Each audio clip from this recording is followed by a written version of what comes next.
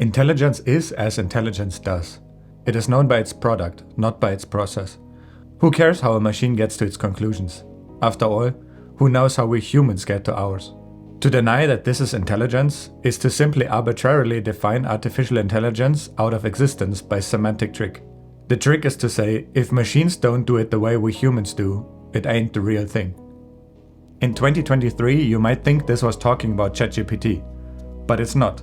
This was written in the Bryan Times, a newsletter from Ohio 26 years ago, when the world was just in shock. Deep Blue had just beaten Kasparov, one of the best chess players of all time. It was a shift in how we perceived machines, a breakthrough in artificial intelligence. But did we lose interest in chess afterwards? Far from it. Chess wasn't solved, it was on the next level. Chess is arguably more popular than ever. Hikaru Nakamura, one of the best chess players in the world, is regularly streaming his exceptional skills on Twitch TV. And here's the interesting part.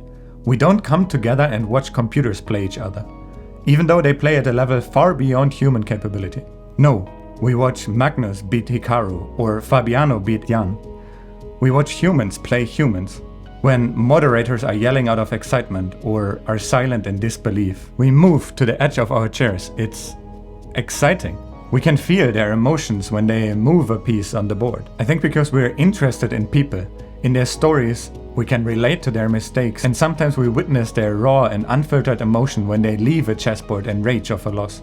And for me, one of the most fascinating things about this, Stockfish, the strongest chess engine out there, has become a superhuman coach, helping us to get better at chess. Today's top players have insights into the game that were unimaginable a few decades ago. Chess is at a never-seen level because of the algorithms we developed. But I think against our expectation, this is not only reserved for the professional players. Anyone can log into chess.com and get coached by an algorithm that can analyze every move of their game and give instantaneous advice that even the best human players couldn't provide. To me, this is an amazing example how we as humans can enhance our very human skills by learning and growing with machines.